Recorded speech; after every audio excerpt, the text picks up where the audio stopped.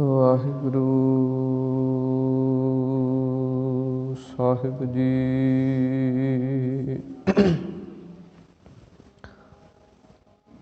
ਇੱਕ ਓੰਕਾਰ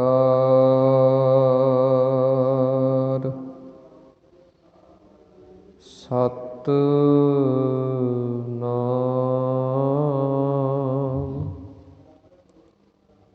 ਕਰਤਾ ਪੁਰਖ ਨਿਰਭਉ ਨਿਰਵੈਰ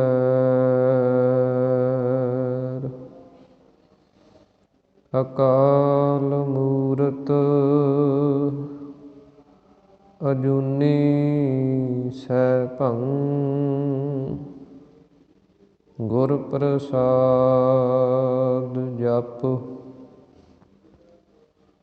ਆਦਿ ਸੱਚ ਜੁਗਾਦਿ ਸੱਚ ਹੈ ਭੀ ਸੱਚ ਨਾਨਕ ਹੋਸੀ ਭੀ ਸੱਚ। ਜੋਤ ਰੂਪ ਹਰਿ ਆਪ ਗੁਰ ਨਾਨਕ ਕਹਾਇਓ ਤਾਤੇ ਅੰਗਦ ਭਇਓ ਤਤ ਸਿਉ ਤਤ ਮਿਲਾਇਓ। ਅੰਗਦ ਕਿਰਪਾ ਧਾਰ ਅਮਰ ਸਤਿਗੁਰ ਥਿਰ ਕੀਓ ਅਮਰਦਾਸ ਅੰਮ੍ਰਿਤ ਛਤਰ ਗੁਰ ਰਾਮਹਿ ਦੀਓ। ਗੁਰ ਰਾਮਦਾਸ ਦਰਸ਼ਨ ਪਰਸ ਕਹਿ ਮਥੁਰਾ ਅੰਮ੍ਰਿਤ ਬੈਣ। ਮੂਰਤ ਪੰਚ ਪ੍ਰਮਾਣ ਪੁਰਖ ਗੁਰ ਅਰਜਨ ਭਿਖਹੁ ਨੈਣ। ਧਰਨ ਗਗਨ ਨਵ ਖੰਡ ਮਹਿ ਜੋਤ ਸਰੂਪੀ ਰਹਿਓ ਭਰ। ਭਨ ਮਥੁਰਾ ਕਛ ਭੇਦ ਨਹੀਂ ਗੁਰ ਅਰਜਨ ਪਰਤਖ ਹਰ। ਕਹਾਂ ਬੁੱਧ ਪ੍ਰਭ ਤੁਛ ਹਮਾਰੀ ਬਰਨ ਸਕੈ ਮਹਿਮਾ ਜੋ ਤਿਹਾਰੀ। ਹਮ ਨਾ ਸਕਤ ਕਰ ਸਿਫਤ ਤੁਮਾਰੀ ਆਪ ਲਿਹੋ ਤੁਮ ਕਥਾ ਸੁਧਾਰੀ। ਮੂਕ ਊਚਰੈ ਸ਼ਾਸਤਰ ਖਟ ਪਿੰਗ ਗਿਰਨ ਚੜ ਜਾਏ। ਅੰਧ ਲਖੈ ਬਦਰੋ ਸੁਣੈ ਜਿਉ ਕਾਲ ਕਿਰਪਾ ਕਰਾਏ।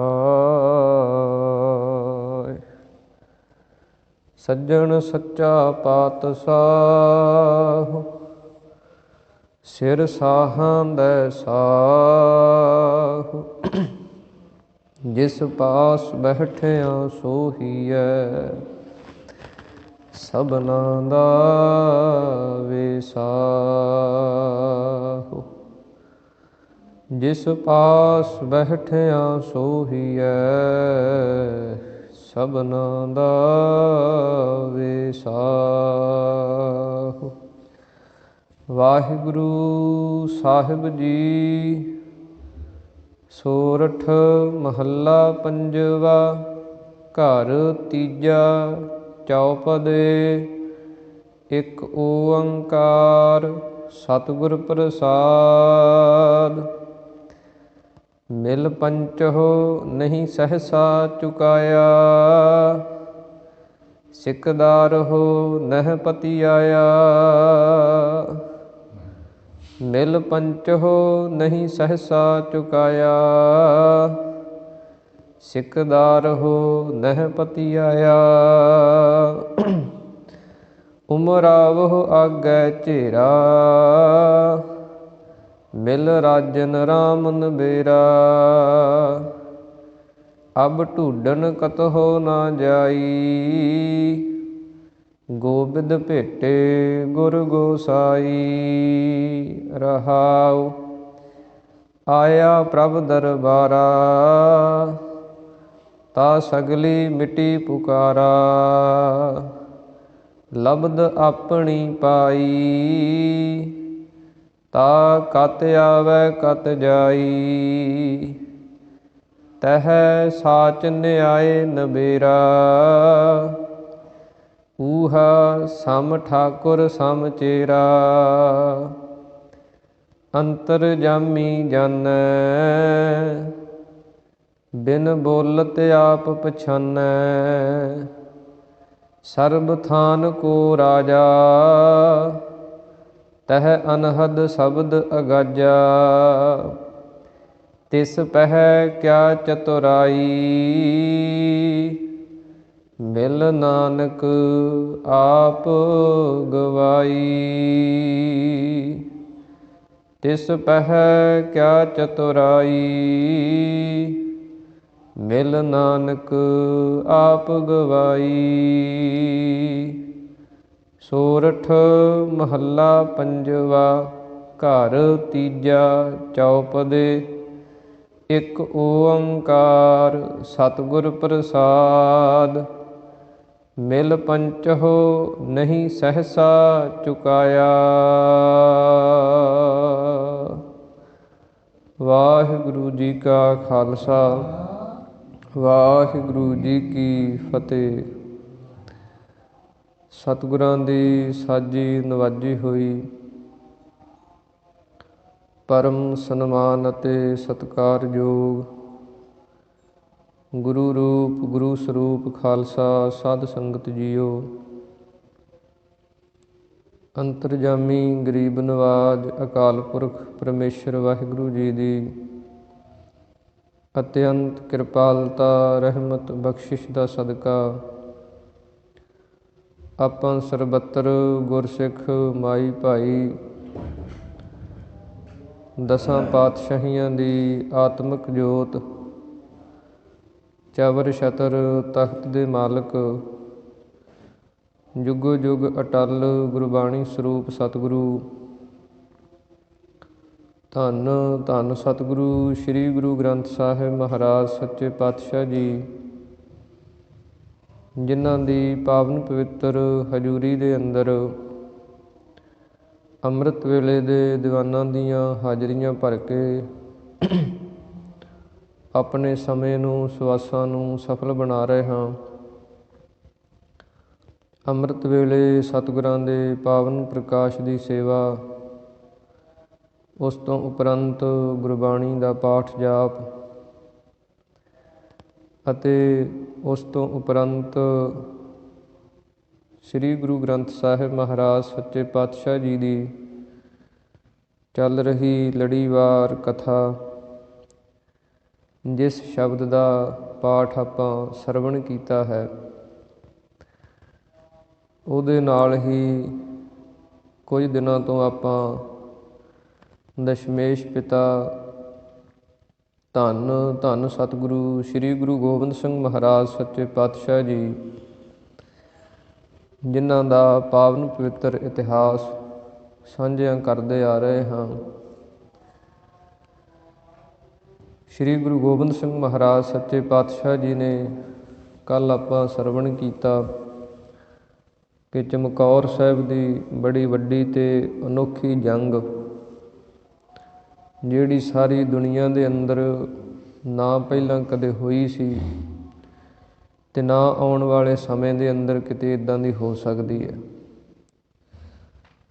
ਇਹ ਮਹਾਨ ਧੰਨ ਸ਼੍ਰੀ ਗੁਰੂ ਗੋਬਿੰਦ ਸਿੰਘ ਮਹਾਰਾਜ ਜੀ ਨੇ ਉਹ ਸੂਰਮਤਾਈ, ਉਹ ਵੀਰਤਾ ਖਾਲਸੇ ਪੰਥ ਦੇ ਅੰਦਰ ਕਾਇਮ ਕਰ ਦਿੱਤੀ। ਉਸ ਅੰਮ੍ਰਿਤ ਦੀ ਸ਼ਕਤੀ ਨੂੰ ਸਤਿਗੁਰਾਂ ਨੇ, ਖੰਡੇ ਬਾਟੇ ਦੀ ਪੌਲ ਦੀ ਜੋ ਸ਼ਕਤੀ ਸੀ, ਉਸ ਨੂੰ ਚਮਕੌਰ ਸਾਹਿਬ ਦੀ ਧਰਤੀ ਦੇ ਅੰਦਰ ਜਿਨ੍ਹਾਂ ਨੇ ਵੀ ਉਸ ਅੰਮ੍ਰਿਤ ਬਾਟੇ ਦੇ ਅੰਦਰੋਂ ਅੰਮ੍ਰਿਤ ਦੀ ਪੌਲ ਪ੍ਰਾਪਤ ਕੀਤੀ, ਉਹਨਾਂ ਨੇ ਆਪਣੇ ਜਾਨ ਦੀ ਨਾਮ ਪ੍ਰਵਾਹ ਕਰਦਿਆਂ ਹੋਇਆਂ ਧਰਮ ਤੋਂ, ਇਸ ਦੇਸ਼ ਤੋਂ, ਕੌਮ ਤੋਂ ਆਪਣਾ ਆਪਾ ਕੁਰਬਾਨ ਕਰ ਦਿੱਤਾ।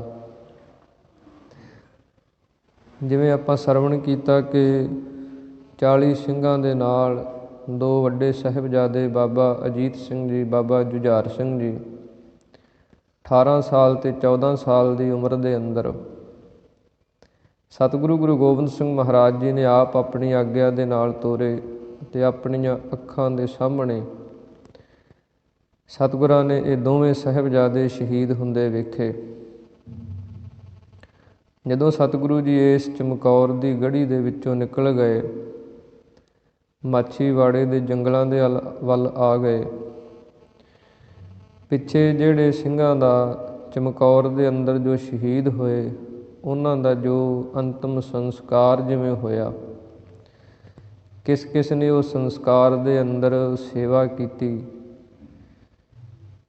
ਉਹਨਾਂ ਦਾ ਕੁਝ ਕੁ ਸਮੇਂ ਦੇ ਅੰਦਰ ਆਪਾਂ ਵਿਚਾਰ ਸਾਂਝਾ ਕਰਦੇ ਹਾਂ। ਚਮਕੌਰ ਸਾਹਿਬ ਦੇ ਨੇੜੇ ਇੱਕ ਨਗਰ ਹੈ ਰਾਏਪੁਰ, 2-2.5 ਕਿਲੋਮੀਟਰ ਦੇ ਨੇੜੇ 'ਤੇ। ਉੱਥੇ ਇੱਕ ਬੀਬੀ ਹਰਸ਼ਰਨ ਕੌਰ, ਜੋ ਧੰਨ ਗੁਰੂ ਗੋਬਿੰਦ ਸਿੰਘ ਮਹਾਰਾਜ ਸੱਚੇ ਪਾਤਸ਼ਾਹ ਜੀ ਦਾ, ਜਿਸ ਨੇ ਅੰਮ੍ਰਿਤਪਾਨ ਕੀਤਾ ਹੋਇਆ, ਉਸ ਬੀਬੀ ਨੇ ਜਦੋਂ ਇਹ ਖਬਰ ਸੁਣੀ, ਸ਼੍ਰੀ ਗੁਰੂ ਗੋਬਿੰਦ ਸਿੰਘ ਮਹਾਰਾਜ ਜੀ ਨੇ ਆਤਮਿਕ ਬਲ ਉਸ ਨੂੰ ਬਖਸ਼ਿਸ਼ ਕੀਤਾ।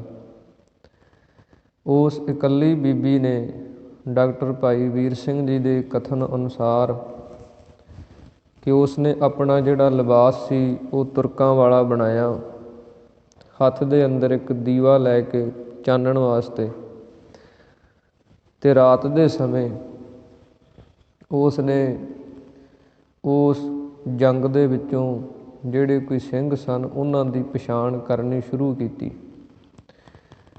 ਅਤੇ ਉਹ ਦੀਵੇ ਦੇ ਚਾਨਣ ਦੇ ਨਾਲ ਹਨੇਰੀ ਰਾਤ ਦੇ ਅੰਦਰ ਕੇਸਾਂ ਦੀ ਪਛਾਣ ਵੇਖ ਕੇ, ਦਸਤਾਰ ਦੀ ਪਛਾਣ ਵੇਖ ਕੇ, ਅਤੇ ਚਿਹਰੇ ਉੱਤੇ ਦਾੜਾ ਪ੍ਰਕਾਸ਼ ਵੇਖ ਕੇ, ਬਾਣਾ ਵੇਖ ਕੇ, ਅਤੇ ਉਹ ਕਿਉਂਕਿ ਮੁਗਲਾਂ ਦੀਆਂ ਲਾਸ਼ਾਂ ਬੜੀਆਂ ਸਨ, ਉਹਨਾਂ ਦੇ ਵਿੱਚੋਂ ਲੰਘਦੀ ਜਿੱਥੇ ਵੀ ਕਿਸੇ ਸਿੰਘ ਦੀ ਸਰੀਰ ਮਿਲਦਾ, ਉਸ ਨੂੰ ਆਪਣੇ ਮੋਢਿਆਂ ਉੱਤੇ ਚੁੱਕ ਕੇ ਅਤੇ ਇੱਕ ਚਿਖਾ ਇਸ ਨੇ ਤਿਆਰ ਕੀਤੀ, ਲੱਕੜਾਂ ਇਕੱਠੀਆਂ ਕਰਕੇ ਉੱਥੇ ਲੈ ਆਉਂਦੀ, ਅਤੇ ਇਸ ਨੇ ਦਿਨ ਚੜ੍ਹਨ ਤੋਂ ਪਹਿਲਾਂ ਪਹਿਲਾਂ ਕੁਝ ਕੁ ਸਿੰਘਾਂ ਦੀਆਂ ਜਿਹੜੇ ਸਰੀਰ ਸਨ ਉਹ ਇੱਕ ਜਗ੍ਹਾ ਲੈ ਜਾਂਦੇ, ਅਤੇ ਫਿਰ ਇਸ ਨੇ ਉਸ ਇਕੱਠੀ ਚਿਖਾ ਬਣਾ ਕੇ ਸਾਰੇ ਸਿੰਘਾਂ ਦੀ, ਅਤੇ ਉਸ ਨੂੰ ਜਦੋਂ ਅੱਗ ਲਾਈ, ਅਤੇ ਹਨੇਰੇ ਦੇ ਅੰਦਰ ਸਿਪਾਹੀ ਜਿਹੜੇ ਸਨ, ਪਹਿਰੇਦਾਰ ਜਿਹੜੇ ਸਨ, ਉਹ ਸੁੱਤੇ ਸਨ। ਜਦੋਂ ਲਾਟਾਂ ਨਿਕਲੀਆਂ ਅੱਗ ਦੀਆਂ, ਅਤੇ ਸਿਪਾਹੀ ਜਾਗ ਉੱਠੇ, ਘਬਰਾ ਕੇ ਡਰ ਗਏ ਵੀ ਇੰਨੀ ਅੱਗ ਇੱਕੇ ਦਮ ਨਿਕਲੀ ਹੈ, ਕੀ ਹੋਇਆ ਇੱਧਰ। ਜਦੋਂ ਉਹ ਭੱਜ ਕੇ ਆਏ, ਉਹਨਾਂ ਨੇ ਵੇਖਿਆ ਕਿ ਇੱਕ ਬੀਬੀ ਹੈ, ਅਤੇ ਉਹਨਾਂ ਨੇ ਫਿਰ ਉਸ ਬੀਬੀ ਨੂੰ ਜਦੋਂ ਫੜਨਾ ਚਾਹਿਆ, ਅਤੇ ਬੀਬੀ ਹਰਸ਼ਰਨ ਕੌਰ ਨੇ ਗਾਤਰੇ ਸ੍ਰੀ ਸਾਹਿਬ ਵੱਡੀ ਪਾਈ ਹੋਈ ਮਿਆਨ 'ਚੋਂ ਕੱਢ ਕੇ ਇਹਨਾਂ ਸਿਪਾਹੀਆਂ ਦਾ ਮੁਕਾਬਲਾ ਕੀਤਾ। 15, 20, 30 ਸਿਪਾਹੀਆਂ ਨੂੰ ਜਦੋਂ ਮੌਤ ਦੇ ਘਾਟ ਉਤਾਰ ਦਿੱਤਾ, ਅਤੇ ਬੀਬੀ ਹਰਸ਼ਰਨ ਕੌਰ ਬੜੀ ਜ਼ਖਮੀ ਹੋ ਗਈ, ਅਤੇ ਉਹਨਾਂ ਸਿਪਾਹੀਆਂ ਨੇ ਕੀ ਕੀਤਾ, ਇਸ ਬੀਬੀ ਨੂੰ ਉਸੇ ਬਲਦੀ ਹੋਈ ਚਿਖਾ ਦੇ ਅੰਦਰ, ਜ਼ਖਮੀ ਹੋਈ ਨੂੰ ਚਿਖਾ ਦੇ ਅੰਦਰ ਸੁੱਟ ਦਿੱਤਾ, ਅਤੇ ਬੀਬੀ ਹਰਸ਼ਰਨ ਕੌਰ ਉਹਨਾਂ ਸਿੰਘਾਂ ਦੇ ਨਾਲ ਜਿੰਨੇ ਕੁ ਸਰੀਰ ਇਸ ਨੂੰ ਮਿਲੇ ਸੀ, ਉਹਨਾਂ ਦੇ ਨਾਲ ਹੀ ਉਸੇ ਅੱਗ ਦੇ ਅੰਦਰ ਆਪਣਾ ਪੰਜ ਭੌਤਿਕ ਸਰੀਰ ਤਿਆਗ ਗਈ। ਜਦੋਂ ਦਿਨ ਚੜ੍ਹਿਆ, ਦਿਨ ਦੇ ਸਮੇਂ ਇਹ ਵੀ ਆਪਣੇ ਫੌਜ ਦੀਆਂ ਜਿਹੜੀਆਂ ਕੋਈ ਲਾਸ਼ਾਂ ਸਨ ਉਹਨਾਂ ਨੂੰ ਚੱਕਦੇ, ਕਬਰਾਂ ਦੇ ਵਿੱਚ ਦਫਨਾਉਂਦੇ, ਅਤੇ ਜਦੋਂ ਇਸੇ ਹੀ ਸਰਹੰਦ ਨਗਰ ਦੇ ਅੰਦਰ ਹੀ ਜਿਹੜਾ ਮਾਲਵੇ ਦੇ ਅੰਦਰ ਫੂਲ ਨਗਰ ਹੈ, ਇੱਥੋਂ ਦੇ ਦੋ ਸਿੱਖ ਸਨ ਸਤਿਗੁਰਾਂ ਦੇ, ਭਾਈ ਰਾਮਾ ਜੀ, ਭਾਈ ਤਲੋਕਾ ਜੀ। ਇਹ ਅਨੰਦਪੁਰ ਸਾਹਿਬ ਸਤਿਗੁਰਾਂ ਦੇ ਦਰਸ਼ਨ ਕਰਨ ਗਏ ਸਨ, ਅਤੇ ਜਿਵੇਂ ਜਿਵੇਂ ਇਹਨਾਂ ਨੂੰ ਪਤਾ ਲੱਗਿਆ ਵੀ ਇੱਥੇ ਸਤਿਗੁਰਾਂ ਨੇ ਅਨੰਦਪੁਰ ਸਾਹਿਬ ਛੱਡ ਦਿੱਤਾ, ਫਿਰ ਉਵੇਂ ਪੁੱਛਦੇ ਪੁੱਛਦੇ ਉਸੇ ਰਾਹ ਹੀ ਇਹ ਮਗਰ ਤੁਰੇ ਆਉਂਦੇ ਸੀ। ਜਦੋਂ ਇਹ ਸਰਹੰਦ ਦੇ ਅੰਦਰ ਆਏ, ਇੱਥੋਂ ਇਹਨਾਂ ਨੂੰ ਪਤਾ ਲੱਗਿਆ ਵੀ ਚਮਕੌਰ ਦੇ ਅੰਦਰ ਬੜਾ ਭਾਰੀ ਜੰਗ ਹੋਇਆ, ਉੱਥੇ ਸਾਹਿਬਜ਼ਾਦੇ ਅਤੇ ਕੁਝ ਕੁ ਸਿੰਘ ਜਿਹੜੇ ਆ ਉਹ ਸ਼ਹੀਦੀ ਪ੍ਰਾਪਤ ਕਰ ਗਏ ਆ। ਅਤੇ ਇਹਨਾਂ ਦੇ ਅੰਦਰ ਵੀ ਇਹ ਭਾਵਨਾ ਆਈ ਕਿ ਆਪਾਂ ਉਹਨਾਂ ਸਿੰਘਾਂ ਦਾ ਸੰਸਕਾਰ ਕਰੀਏ, ਨਹੀਂ ਤਾਂ ਜਿਹੜੇ ਮੁਗਲ ਸਿਪਾਹੀ ਹਨ ਉਹ ਸਰੀਰਾਂ ਦੀ ਬੇਅਦਬੀ ਕਰਨਗੇ, ਜਾਂ ਸਾਹਿਬਜ਼ਾਦਿਆਂ ਦੇ ਜਿਹੜੇ ਸੀਸ ਹੈ ਉਹ ਦਿੱਲੀ ਲੈ ਕੇ ਜਾਣਗੇ ਔਰੰਗਜ਼ੇਬ ਦੇ ਕੋਲ ਇਨਾਮ ਲੈਣ ਵਾਸਤੇ। ਇਹ ਦੋ ਭਰਾ ਸਨ, ਭਾਈ ਤਲੋਕਾ ਅਤੇ ਭਾਈ ਰਾਮਾ। ਇਹਨਾਂ ਨੇ ਜਦੋਂ ਵੇਖਿਆ ਵੀ ਗੜ੍ਹੀ ਦੇ ਆਲੇ ਦੁਆਲੇ ਪਹਿਰਾ ਬੜਾ ਲੱਗਿਆ ਹੋਇਆ, ਇਹਨਾਂ ਨੇ ਆਪਣੇ ਕੇਸ ਖੋਲ੍ਹ ਲਏ, ਪਾਟੇ ਪੁਰਾਣੇ ਕੱਪੜੇ ਪਾ ਲਏ ਅਤੇ ਆਪਣੇ ਸਰੀਰ ਦੇ ਉੱਤੇ ਮਿੱਟੀ ਘੱਟਾ ਗਾਰਾ ਮਲ ਲਿਆ, ਜਿਵੇਂ ਪਾਗਲ ਲੋਕ ਹੁੰਦੇ ਆ ਇੱਦਾਂ ਦਾ ਹਾਲਾਤ ਬਣਾ ਲਿਆ। ਕਮਲਿਆਂ ਵਰਗੇ ਬਣ ਕੇ ਉਸ ਗੜ੍ਹੀ ਦੇ ਨੇੜੇ ਤੇੜੇ ਗੇੜੇ ਕੱਢਣ ਲੱਗ ਪਏ, ਅਤੇ ਸਿਪਾਹੀਆਂ ਨੂੰ ਇਹ ਲੱਗੇ ਵੀ ਜਿਵੇਂ ਇਹ ਦੋਵੇਂ ਕਮਲੇ ਹਨ। ਦਿਨ ਦੇ ਸਮੇਂ ਸਾਰਾ ਦਿਨ ਇੱਦਾਂ ਹੀ ਉੱਥੇ ਲੰਘਦੇ ਰਿਹਾ। ਜਦੋਂ ਸ਼ਾਮਾਂ ਪਈਆਂ ਅਤੇ ਹਨੇਰੇ ਦੇ ਵਿੱਚ ਇਹਨਾਂ ਦੋਵੇਂ ਭਰਾਵਾਂ ਨੇ ਫਿਰ ਚਾਨਣ ਵੀ ਨਹੀਂ ਸੀ ਇਹਨਾਂ ਦੇ ਕੋਲ, ਇਹਨਾਂ ਨੇ ਫਿਰ ਖੇਡ ਤੇ ਗੁਰੂ ਦੀ ਵਰਤਣੀ ਹੈ, ਕਲਾ ਤੇ ਗੁਰੂ ਦੀ, ਜਿਹਦੀ ਕੋਈ ਸੇਵਾ ਲੈਣੀ ਹੈ। ਫਿਰ ਇਹਨਾਂ ਨੇ ਇੱਕ ਤੇ ਹੱਥ ਦੇ ਅੰਦਰ ਕੜੇ ਦੀ ਨਿਸ਼ਾਨੀ ਵੇਖ ਕੇ, ਸਿਰ 'ਤੇ ਕੇਸ ਟੋਹ ਟੋਹ ਕੇ ਹਨੇਰੇ ਦੇ ਅੰਦਰ, ਫਿਰ ਇਹਨਾਂ ਨੇ ਬਾਕੀ ਦੇ ਜਿਹੜੇ ਸਿੰਘ ਬਚੇ ਸਨ ਉਹਨਾਂ ਦੇ ਸਰੀਰ ਅਤੇ ਸਾਹਿਬਜ਼ਾਦਿਆਂ ਦੇ ਸਰੀਰ, ਇਹ ਦੋਹੇਂ ਭਰਾਵਾਂ ਨੇ ਫਿਰ ਚਿਖਾ ਬਣਾ ਕੇ ਉੱਥੇ ਸਾਰੇ ਸਿੰਘਾਂ ਦੇ ਸਰੀਰ ਲਿਆ ਕੇ ਅਤੇ ਨਾਲ ਹੀ ਸਾਹਿਬਜ਼ਾਦਿਆਂ ਦੇ ਸਰੀਰ ਲਿਆ ਕੇ, ਫਿਰ ਇਹਨਾਂ ਦੋਹੇਂ ਭਰਾਵਾਂ ਨੇ ਉਹ ਜਿਹੜੀ ਸੇਵਾ ਸੀ ਅੰਤਮ ਸਮੇਂ ਉਹ ਪੂਰੀ ਕੀਤੀ। ਉਦੋਂ ਵੀ ਜਦੋਂ ਅੱਗ ਦੀਆਂ ਲਾਟਾਂ ਨਿਕਲੀਆਂ ਅਤੇ ਸਿਪਾਹੀ ਆਏ, ਅਤੇ ਇਹ ਜਿਵੇਂ ਕਮਲੇ ਲੋਕ ਕਰਦੇ, ਇਹ ਤਾਂ ਹੁਣ ਗੁਰੂ ਕੇ ਉਹਨਾਂ ਸਾਹਿਬਜ਼ਾਦਿਆਂ ਨੂੰ ਰੋ ਰਹੇ ਸੀ, ਵਿਰਾਗ ਦੇ ਅੰਦਰ ਇਹ ਰੋ ਰਹੇ ਸੀ, ਉੱਚੀ ਉੱਚੀ ਧਾਹਾਂ ਮਾਰ ਰਹੇ ਸੀ। ਅਤੇ ਉਹ ਸਿਪਾਹੀਆਂ ਨੂੰ ਇਹ ਲੱਗਦਾ ਸੀ ਵੀ ਇਹ ਕਮਲੇ ਹੈ, ਵੀ ਇਹ ਦਿਨੇ ਵੀ ਆਉਂਦੇ ਸੀ, ਰਾਤ ਨੂੰ ਵੀ ਤੁਰੇ ਫਿਰਦੇ ਆ। ਪਰ ਇਹ ਗੁਰੂ ਕੇ ਸਿੱਖ ਉਹਨਾਂ ਸ਼ਹੀਦਾਂ ਨੂੰ, ਉਹਨਾਂ ਗੁਰੂ ਕੇ ਸਾਹਿਬਜ਼ਾਦਿਆਂ ਨੂੰ ਯਾਦ ਕਰ ਕਰਕੇ ਅਤੇ ਉੱਚੀ ਉੱਚੀ ਅੱਖਾਂ 'ਚੋਂ ਹੰਝੂ ਸਿੱਟ ਸਿੱਟ ਕੇ ਰੋ ਰਹੇ ਸਨ। ਇਸ ਪ੍ਰਕਾਰ ਫਿਰ ਇਹਨਾਂ ਦੋਹੇਂ ਭਰਾਵਾਂ ਨੇ ਬੜੀ ਹਿੰਮਤ ਅਤੇ ਦਲੇਰੀ ਦੇ ਨਾਲ ਇਹ ਅੰਤਮ ਸੰਸਕਾਰ ਦੀ ਸੇਵਾ, ਅਤੇ ਬੀਬੀ ਹਰਸ਼ਰਨ ਕੌਰ ਨੇ ਇਹ ਸਾਰੀ ਸੇਵਾ ਜਿਹੜੀ ਹੈ ਉਹ ਸਿੰਘਾਂ ਦੇ ਸੰਸਕਾਰ ਦੀ ਕੀਤੀ। ਫਿਰ ਇਹਨਾਂ ਨੇ ਸਾਰੇ ਸਿੰਘਾਂ ਦੀਆਂ ਜਿਹੜੀਆਂ ਅਸਥੀਆਂ ਸਨ, ਅੰਗੀਠਾ ਸੀ, ਉਹਨੂੰ ਇਕੱਠਿਆਂ ਕਰਕੇ ਉੱਥੇ ਹੀ ਟੋਆ ਕੱਢ ਕੇ ਉੱਥੇ ਨੱਪ ਦਿੱਤਾ। ਸਾਰੀ ਸੇਵਾ ਇਹਨਾਂ ਨੇ ਨਿਭਾਈ। ਫਿਰ ਜਦੋਂ ਸਤਿਗੁਰੂ ਜੀ ਦਮਦਮਾ ਸਾਹਿਬ ਆਏ ਅਤੇ ਫਿਰ ਇਹ ਰਸਤ ਦੇ ਗੱਡੇ ਭਰ ਕੇ ਸਤਿਗੁਰਾਂ ਦੇ ਸਾਹਮਣੇ ਹਾਜ਼ਰ ਹੋਏ ਸਨ। ਫਿਰ ਸਤਿਗੁਰਾਂ ਨੇ ਬੜੀਆਂ ਬਖਸ਼ਿਸ਼ਾਂ ਇਹਨਾਂ ਦੇ ਉੱਤੇ ਕੀਤੀਆਂ ਕਿ ਤੁਹਾਡਾ ਰਾਜ ਭਾਗ ਤੁਹਾਡੇ ਘਰਾਂ ਦੇ ਅੰਦਰ ਆਏਗਾ। ਫਿਰ ਜਿੰਨੇ ਇਹ ਫੂਲਕਿਆਂ ਦੇ ਰਾਜੇ, ਜੀਂਦ ਦੇ, ਨਾਭੇ ਦੇ, ਪਟਿਆਲੇ ਦੇ ਰਾਜੇ ਹੋਏ ਹੈ, ਉਹ ਸਾਰੇ ਇਹਨਾਂ ਦੇ ਖਾਨਦਾਨ 'ਚੋਂ ਸਨ। ਇਸ ਪ੍ਰਕਾਰ ਸਤਿਗੁਰੂ ਗੁਰੂ ਗੋਬਿੰਦ ਸਿੰਘ ਮਹਾਰਾਜ ਸੱਚੇ ਪਾਤਸ਼ਾਹ ਜੀ ਨੇ, ਵੱਡੇ ਸਾਹਿਬਜ਼ਾਦਿਆਂ ਨੇ, 40 ਸਿੰਘਾਂ ਨੇ ਇਹ ਮਹਾਨ ਸ਼ਹੀਦੀ ਪ੍ਰਾਪਤ ਕੀਤੀ, ਜਿਸ ਦਾ ਸਦਕਾ 18ਵੀਂ ਸਦੀ ਦੇ ਅੰਦਰ ਫਿਰ ਸਿੰਘਾਂ ਨੇ ਉਸ ਸਰਹੰਦ ਦਾ ਹਾਲ ਕੀਤਾ, ਵਜੀਦੇ ਦਾ ਜੋ ਹਾਲ ਕੀਤਾ, ਜਿਵੇਂ ਉਸ ਨੂੰ ਸਜ਼ਾ ਦਿੱਤੀ, ਉਹ ਬਾਬਾ ਬੰਦਾ ਸਿੰਘ ਬਹਾਦਰ ਦੇ ਸਮੇਂ ਇਹ ਸਾਰੀ ਸਰਹੰਦ ਫਿਰ ਸਿੰਘਾਂ ਨੇ ਉਜਾੜ ਦਿੱਤੀ ਸੀ। ਇਸ ਪ੍ਰਕਾਰ ਸ੍ਰੀ ਗੁਰੂ ਗੋਬਿੰਦ ਸਿੰਘ ਮਹਾਰਾਜ ਜੀ ਦਾ ਇਹ ਸ਼ਾਨਾ ਮੱਤਾ ਇਤਿਹਾਸ ਜੋ ਆਪਾਂ ਪਿਛਲੇ ਕੁਝ ਸਮਾਂ ਤੋਂ ਸਾਂਝਿਆ ਕੀਤਾ ਹੈ, ਉਹਦੇ ਨਾਲ ਨਾਲ ਹੀ ਗੁਰਬਾਣੀ ਦੀ ਲੜੀਵਾਰ ਕਥਾ ਜੋ ਆਪਾਂ ਸਰਵਣ ਕਰਦੇ ਆ ਰਹੇ ਹਾਂ। ਅੱਜ ਜੋ ਅੱਗੇ ਪੰਚਮ ਪਾਤਸ਼ਾਹ ਸ੍ਰੀ ਗੁਰੂ ਅਰਜਨ ਦੇਵ ਮਹਾਰਾਜ ਸੱਚੇ ਪਾਤਸ਼ਾਹ ਜੀ ਦੇ ਚੌਪਦੇ ਚਾਰ ਚਾਰ ਪਦਿਆਂ ਦੇ ਅੰਦਰ ਉਚਾਰਨ ਕੀਤੇ ਹੋਏ ਸ਼ਬਦ ਜੋ ਹਨ ਉਹ ਆ ਰਹੇ ਹਨ। ਉਸ ਪਾਵਨ ਪਵਿੱਤਰ ਸ਼ਬਦ ਦੀ ਵਿਚਾਰ ਨੂੰ ਆਪਾਂ ਸਰਵਣ ਕਰੀਏ। ਸਾਰੀ ਸੰਗਤ ਪ੍ਰੇਮ ਦੇ ਨਾਲ ਆਖੋ ਜੀ, ਸਤਿਨਾਮ ਸ੍ਰੀ ਵਾਹਿਗੁਰੂ ਸਾਹਿਬ ਜੀ। ਵਾਹਿਗੁਰੂ ਸਾਹਿਬ ਜੀ। ਸੋਰਠ ਮਹੱਲਾ ਪੰਜਵਾ। ਘਰ ਤੀਜਾ। ਚੌਪਦੇ।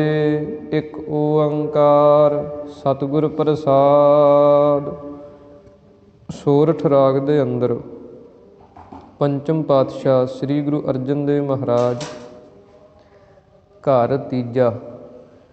ਤੀਜੇ ਘਰ ਦੇ ਅੰਦਰ ਸੁਰ ਤਾਲ ਦੇ ਅੰਦਰ ਸੰਗੀਤ ਦੇ ਨਿਯਮਾਂ ਅਨੁਸਾਰ ਜੋ ਸਤਿਗੁਰਾਂ ਦੀ ਪਾਵਨ ਬਾਣੀ ਹੈ ਉਹ 17 ਘਰਾਂ ਤੱਕ ਗਾਇਨ ਕੀਤੀ ਜਾਂਦੀ ਹੈ ਅਤੇ 17 ਘਰਾਂ ਤੱਕ ਉਚਾਰਨ ਕੀਤੀ ਹੋਈ ਹੈ। ਤੀਜੇ ਘਰ ਦੇ ਅੰਦਰ ਸੁਰ ਤਾਲ ਦੇ ਅੰਦਰ ਚੌਪਦੇ, ਚਾਰ ਚਾਰ ਪਦਿਆਂ ਵਾਲੇ ਸ਼ਬਦ, ਜਿਵੇਂ ਦੋ ਪਦੇ ਆਉਂਦੇ ਹੈ ਤੇ ਪਦੇ ਆਉਂਦੇ ਹੈ, ਇਸੇ ਤਰ੍ਹਾਂ ਅਸ਼ਟਪਦੀਆਂ ਆਉਂਦੀਆਂ ਹਨ। ਜਿਵੇਂ ਸੁਖਮਨੀ ਸਾਹਿਬ ਦੇ ਅੰਦਰ 8-8 ਪਦਿਆਂ ਵਾਲੇ ਸ਼ਬਦ, ਇਸੇ ਤਰ੍ਹਾਂ ਹੀ ਚੌਪਦੇ ਹਨ, ਚਾਰ ਚਾਰ ਪਦਿਆਂ ਵਾਲੇ ਸ਼ਬਦ। ਅੱਗੇ ਸਤਿਗੁਰੂ ਜੀ ਮੰਗਲ ਕਰਦੇ ਹਨ, ਇੱਕ ਓੰਕਾਰ ਸਤਿਗੁਰ ਪ੍ਰਸਾਦ। ਇਹ ਧੰਨ ਸ਼੍ਰੀ ਗੁਰੂ ਨਾਨਕ ਦੇਵ ਮਹਾਰਾਜ ਸੱਚੇ ਪਾਤਸ਼ਾਹ ਜੀ ਨੇ ਮੰਗਲ ਉਚਾਰਨ ਕੀਤਾ ਹੈ। ਕਿਉਂਕਿ ਹਿੰਦੁਸਤਾਨ ਦੀ ਧਰਤੀ ਦੇ ਅੰਦਰ ਜਿੰਨੇ ਵੀ ਰਿਸ਼ੀਆਂ ਮੁਨੀਆਂ ਨੇ, ਕਵੀਆਂ ਨੇ ਗ੍ਰੰਥ ਲਿਖੇ ਜਾਂ ਉਚਾਰਨ ਕੀਤੇ, ਉਹ ਸਭ ਤੋਂ ਪਹਿਲਾਂ ਮੰਗਲ ਕਰਦੇ ਹੈ। ਮੰਗਲ ਦੀ ਮਰਿਆਦਾ ਹੈ, ਪ੍ਰਥਾ ਹੈ। ਜਿਵੇਂ ਆਪਾਂ ਕੋਈ ਚਿੱਠੀ ਲਿਖਦੇ ਹਾਂ, ਉਹਦੇ ਉੱਤੇ ਕੋਈ ਅੱਖਰ ਪਾ ਦਿੰਦੇ ਹਾਂ। ਇਸੇ ਪ੍ਰਕਾਰ ਜਿੰਨੇ ਕੋਈ ਪਹਿਲਾਂ ਰਿਸ਼ੀ ਮੁਨੀ ਹੋਏ, ਉਹਨਾਂ ਨੇ, ਕਿਸੇ ਨੇ ਗਣੇਸ਼ ਜੀ ਦਾ ਮੰਗਲ ਕੀਤਾ, ਇਸੇ ਤਰ੍ਹਾਂ ਕਿਸੇ ਨੇ ਸ਼ਿਵ ਜੀ ਦਾ ਮੰਗਲ ਕੀਤਾ, ਕਿਸੇ ਨੇ ਸਰਸਵਤੀ ਦੇਵੀ ਦਾ ਮੰਗਲ ਕਰਕੇ ਫਿਰ ਕੁਝ ਲਿਖਿਆ। ਧੰਨ ਗੁਰੂ ਨਾਨਕ ਪਾਤਸ਼ਾਹ ਮਹਾਰਾਜ ਜੀ ਨੇ ਮੰਗਲ ਕੀਤਾ, ਇੱਕ ਓੰਕਾਰ ਸਤਿਗੁਰ ਪ੍ਰਸਾਦ, ਕਿ ਪਰਮੇਸ਼ਰ ਵਾਹਿਗੁਰੂ ਪਰਮਾਤਮਾ ਜੋ ਹੈ ਉਹ ਇੱਕ ਹੈ। ਓੰਕਾਰ ਉਹ ਸਭ ਦਾ ਪ੍ਰਕਾਸ਼ਕ ਹੈ।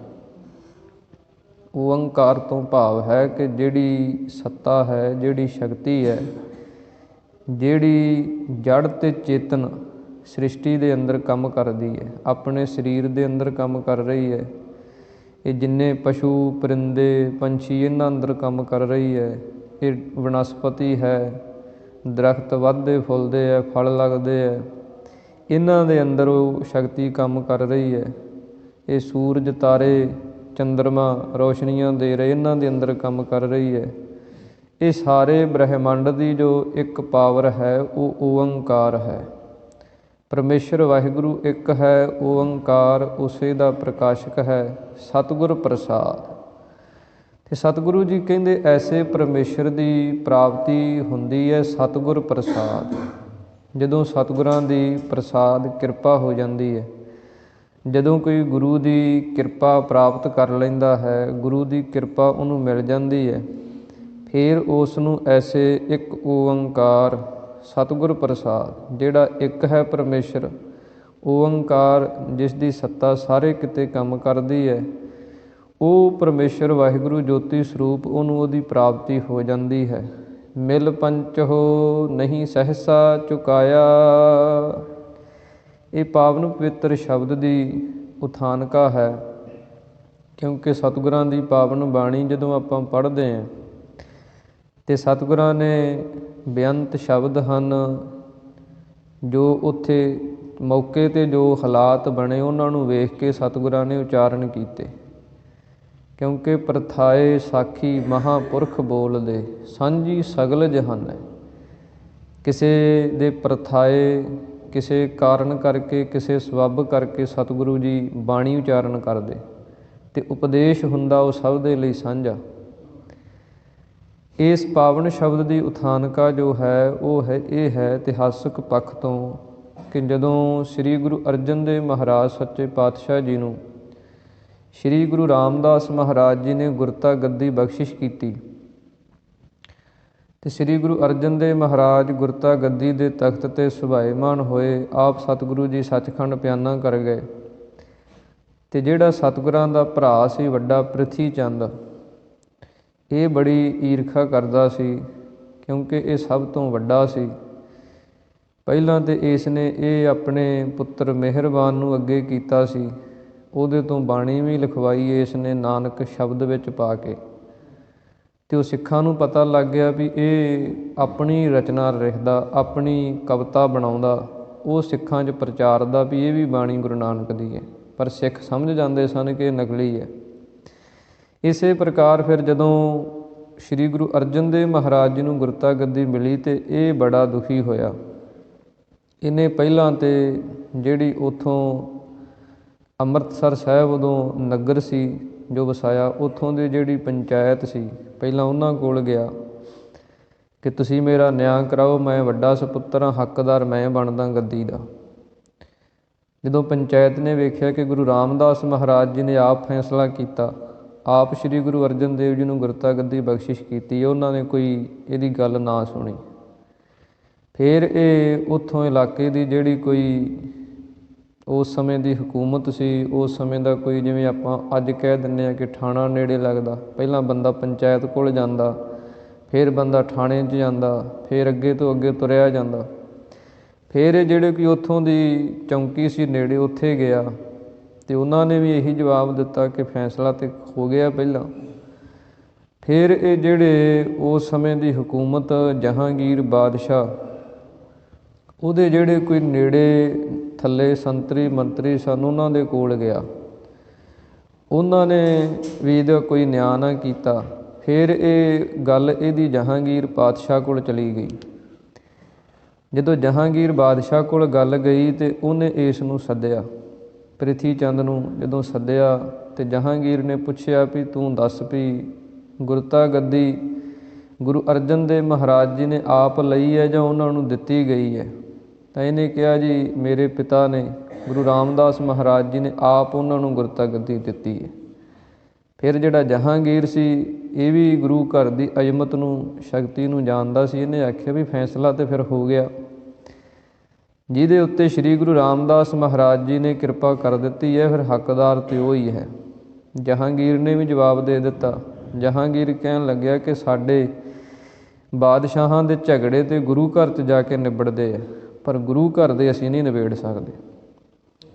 ਇਹ ਜਦੋਂ ਉੱਥੋਂ ਵਾਪਸ ਮੁੜਨ ਲੱਗਿਆ, ਫਿਰ ਇਹਨੇ ਜਿਹੜੇ ਕੋਈ ਉੱਥੋਂ ਦੇ ਸੁਲਹੀ ਖਾਂ ਜਿਹੜੇ ਚੌਧਰੀ ਸਨ, ਅਹਿਲਕਾਰ ਸਨ, ਉਹਨਾਂ ਨੂੰ ਬੜੀ ਮਾਇਆ ਦਿੱਤੀ, ਖਰੀਦੇ, ਉਹ ਆਪਣੇ ਪੱਖ 'ਚ ਕੀਤੇ। ਅਤੇ ਜਦੋਂ ਇਹ ਉੱਥੇ ਅੰਮ੍ਰਿਤਸਰ ਸਾਹਿਬ ਤੋਂ ਚਲਿਆ ਗਿਆ ਸੀ ਅਤੇ ਸਿੱਖਾਂ ਨੂੰ ਵੀ ਪਤਾ ਲੱਗ ਗਿਆ ਸੀ ਵੀ ਇਹ ਸਮੇਂ ਦੀ ਜਿਹੜੀ ਹਕੂਮਤ ਆ ਉਹਦੇ ਕੋਲ ਗਿਆ, ਸਿੱਖਾਂ ਨੇ ਆ ਕੇ ਧੰਨ ਗੁਰੂ ਅਰਜਨ ਦੇਵ ਮਹਾਰਾਜ ਜੀ ਦੇ ਪਾਸ ਬੇਨਤੀ ਕੀਤੀ ਕਿ ਮਹਾਰਾਜ ਪ੍ਰਿਥੀ ਚੰਦ ਗਿਆ ਅਤੇ ਆਪਾਂ ਨੂੰ ਵੀ ਕੁਝ ਨਾ ਕੁਝ ਕਰਨਾ ਚਾਹੀਦਾ।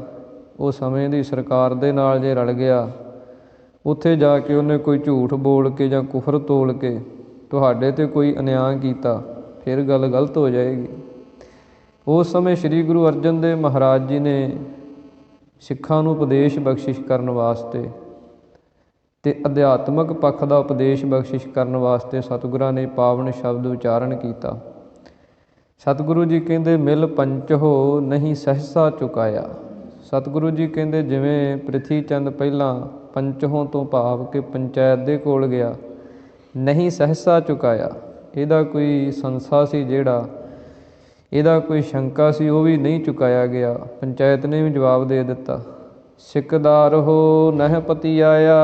ਫਿਰ ਜਿਹੜੇ ਸਿੱਕਦਾਰ ਸਨ, ਭਾਵ ਕਿ ਜਿਹੜੇ ਉੱਥੋਂ ਦੇ ਨੇੜੇ ਸਿਪਾਹੀ ਸਨ, ਚੌਂਕੀ ਵਾਲੇ ਥਾਣੇਦਾਰ ਸਨ, ਉਹਨਾਂ ਕੋਲ ਗਿਆ, ਨਹਿ ਪਤੀ ਆਇਆ। ਉਹ ਵੀ ਇਹਦੇ 'ਤੇ ਨਹੀਂ ਭਤੀਜੇ ਪ੍ਰਸੰਨ ਨਹੀਂ ਹੋਏ। ਉਹਨਾਂ ਵੀ ਜਵਾਬ ਦੇ ਦਿੱਤਾ, ਉਮਰਾਵਹੁ ਆਗੈ ਝੇਰਾ।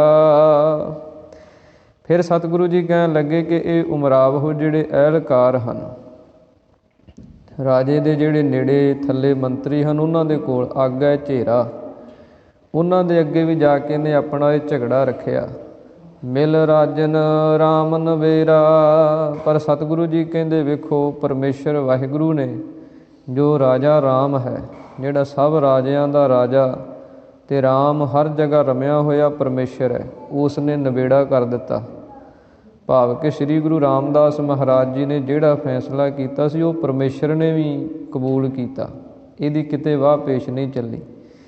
ਇਸੇ ਪ੍ਰਕਾਰ ਜਿੱਥੇ ਇਹ ਇਤਿਹਾਸਕ ਪੱਖ ਤੋਂ, ਸੰਸਾਰੀ ਪੱਖ ਤੋਂ ਵਿਚਾਰ ਹੈ, ਉੱਥੇ ਹੀ ਇਸ ਪਾਵਨ ਸ਼ਬਦ ਦੇ ਅੰਦਰ ਅਧਿਆਤਮਕ ਪੱਖ ਤੋਂ, ਪਰਮਾਰਥ ਪੱਖ ਤੋਂ ਵੀ ਸਤਿਗੁਰਾਂ ਨੇ ਉਪਦੇਸ਼ ਬਖਸ਼ਿਸ਼ ਕੀਤਾ। ਸਤਿਗੁਰੂ ਜੀ ਕਹਿੰਦੇ ਮਿਲ ਪੰਚੋ ਨਹੀਂ ਸਹਿਸਾ ਚੁਕਾਇਆ। ਸੰਸਾ ਸਤਿਗੁਰੂ ਜੀ ਕਹਿੰਦੇ ਕੀ ਹੈ, ਸਹਿਸਾ ਕੀ ਹੈ? ਸਤਿਗੁਰਾਂ ਦੀ ਪਾਵਨ ਬਾਣੀ ਦੇ ਬਚਨ ਹਨ, ਸੰਸਾ ਇਹੋ ਸੰਸਾਰ ਹੈ, ਸੁੱਤਿਆਂ ਰਹਿਣ ਵਿਹਾਏ। ਸਤਿਗੁਰੂ ਜੀ ਕਹਿੰਦੇ ਇਹ ਸੰਸਾਰ ਹੀ ਇੱਕ ਸੰਸਾ ਹੈ, ਜਿਸ ਦੇ ਅੰਦਰ ਸਭ ਤੋਂ ਵੱਡਾ ਸੰਸਾ ਸੰਸਾਰ ਦੇ ਅੰਦਰ ਆਉਣ ਤੇ ਜਾਣ ਦਾ ਹੈ, ਭਾਵ ਕਿ ਜਨਮ ਤੇ ਮਰਨ ਦਾ ਹੈ। ਇਹ ਜੀਵ ਦਾ ਸੰਸਾ ਸਤਿਗੁਰੂ ਜੀ ਕਹਿੰਦੇ ਨਾ ਕੋਈ ਸੰਸਾਰੀ ਪੰਚਾਇਤ ਹੱਲ ਕਰ ਸਕਦੀ ਹੈ, ਸਿਕਦਾਰ ਹੋ ਨਹਿ ਪਤੀ ਆਇਆ। ਨਾ ਕੋਈ ਇਹ ਥਾਣੇਦਾਰ, ਸਿਪਾਹੀ, ਪੁਲਿਸ ਦੇ ਇਸ ਝਗੜੇ ਨੂੰ ਨਿਬੇੜ ਸਕਦੇ ਹੈ। ਉਮਰਾਵ ਹੋ ਆਗੈ ਝੇਰਾ, ਜਿਹੜੇ ਕੋਈ ਰਾਜੇ ਦੇ ਮੰਤਰੀ ਸੰਤਰੀ ਹੈ, ਨਾ ਉਹ ਇਸ ਝਗੜੇ ਦਾ ਹੱਲ ਕਰ ਸਕਦੇ ਹੈ। ਸਤਿਗੁਰੂ ਜੀ ਕਹਿੰਦੇ ਇਹ ਜੰਮਣ ਮਰਨ ਦਾ ਜਿਹੜਾ ਸੰਸਾ ਹੈ, ਮਿਲ ਰਾਜਨ ਰਾਮ ਨਬੇਰਾ। ਇਹ ਤੇ ਪਰਮੇਸ਼ਰ ਵਾਹਿਗੁਰੂ ਹੀ ਇਸ ਸੰਸੇ ਨੂੰ, ਇਸ ਦੁੱਖ ਨੂੰ ਨਿਬੇੜ ਸਕਦਾ। ਸ਼੍ਰੀ ਗੁਰੂ ਅਮਰਦਾਸ ਮਹਾਰਾਜ ਸੱਚੇ ਪਾਤਸ਼ਾਹ ਜੀ ਦੀ ਪਾਵਨ ਬਾਣੀ ਆਪਾਂ ਜਦੋਂ ਪੜ੍ਹਦੇ ਹਾਂ ਆਨੰਦ ਸਾਹਿਬ ਦੇ ਅੰਦਰ, ਸਤਿਗੁਰੂ ਜੀ ਇੱਕ ਪੌੜੀ ਉਚਾਰਨ ਕਰਦੇ ਹਨ, ਕਰਮੀ ਸਹਿਜ ਨ ਊਪਜੈ, ਵਿਣ ਸਹਿਜੈ ਸਹਿਸਾ ਨਾ ਜਾਏ। ਨਹਿ ਜਾਏ ਸਹਿਸਾ ਕਿਤੈ ਸੰਜਮ ਰਹੇ, ਕਰਮ ਕਮਾਏ। ਸਹਿਸਾ ਜੀਉ ਮਲੀਨ ਹੈ, ਕਿਤ ਸੰਜਮ ਧੋਤਾ ਜਾਏ। ਮਨ ਧੋਵੋ ਸ਼ਬਦ ਲਾਗੋ, ਹਰਸ਼ੋ ਰਹਿ ਹੈ ਸਮਾਏ। ਸਤਿਗੁਰੂ ਜੀ ਕਹਿੰਦੇ ਇਹ ਸੰਸਾ ਜਿਹੜਾ ਹੈ ਨਾ, ਇਹ ਕਰਮੀ ਸਹਿਜ ਨਾ ਉਪਜੈ, ਵਿਣ ਸਹਿਜੈ ਸਹਿਸਾ ਨਾ ਜਾਏ। ਕਿ ਸਹਿਜ ਤੋਂ ਬਿਨਾ ਜਿਹੜਾ ਸੰਸਾ ਹੈ ਨਾ, ਇਹ ਜੰਮਣ ਤੇ ਮਰਨ ਦਾ, ਉਹ ਦੂਰ ਨਹੀਂ ਹੁੰਦਾ। ਤੇ ਸਹਿਜ ਜਿਹੜਾ ਉਹ ਪ੍ਰਾਪਤ ਹੁੰਦਾ ਕਰਮੀ, ਜਦੋਂ ਪਰਮੇਸ਼ਰ ਵਾਹਿਗੁਰੂ ਦੀ, ਕਰਮ ਦਾ ਅਰਥ ਹੁੰਦਾ ਕਰਮ ਬਖਸ਼ੀ ਕਰਨੀ, ਕਿਰਪਾ ਕਰਨੀ। ਜਦੋਂ ਪਰਮੇਸ਼ਰ ਦੀ ਜਿਹਦੇ ਉੱਤੇ ਕਿਰਪਾ ਹੋ ਜਾਂਦੀ ਹੈ, ਉਹ ਫਿਰ ਇਸ ਸਹਿਜਤਾ ਦੇ ਮਾਰਗ ਨੂੰ, ਸਹਿਜ ਸਹਿਜ ਗੁਣ ਰਵੈ ਕਬੀਰਾ, ਕਿ ਜਦੋਂ ਸਹਿਜ ਦੇ ਨਾਲ, ਸ਼ਾਂਤੀ ਦੇ ਨਾਲ ਕੋਈ ਪਰਮੇਸ਼ਰ ਦੇ ਨਾਮ ਨੂੰ ਉਚਾਰਨ ਕਰਦਾ, ਭਗਤੀ ਕਰਦਾ ਟਿਕਾ ਦੇ ਨਾਲ, ਫਿਰ ਸਤਿਗੁਰੂ ਜੀ ਕਹਿੰਦੇ ਇਹ ਜਿਹੜਾ ਸੰਸਾ ਹੈ ਨਾ, ਸਹਿਸਾ ਜਿਹੜਾ ਹੈ ਇਹ ਉਤਰ ਜਾਂਦਾ। ਸਹਿਸਾ ਜੀਉ ਮਲੀਨ ਹੈ। ਤੇ ਇਹ ਸੰਸੇ ਦੇ ਨਾਲ ਹੁੰਦਾ ਕੀ ਹੈ, ਸਾਡੀ ਜਿਹੜਾ ਜੀਵ ਹੈ, ਮਨ ਜਿਹੜਾ ਨਾ, ਉਹ ਮੈਲਾ ਹੋ ਜਾਂਦਾ। ਮਨ ਦੇ ਅੰਦਰ ਮੈਲ ਜਿਹੜੀ ਆ ਉਹ ਚੜ੍ਹਦੀ ਜਾਂਦੀ ਹੈ। ਕਿਤ ਸੰਜਮ ਧੋਤਾ ਜਾਏ। ਫਿਰ ਸਤਿਗੁਰੂ ਜੀ ਕਹਿੰਦੇ ਧੋਈਏ ਕਿਸ ਤਰ੍ਹਾਂ? ਤੇ ਸਤਿਗੁਰੂ ਜੀ ਕਹਿੰਦੇ ਹਨ ਸ਼ਬਦ ਦਾ ਆਸਰਾ ਲੈ ਕੇ।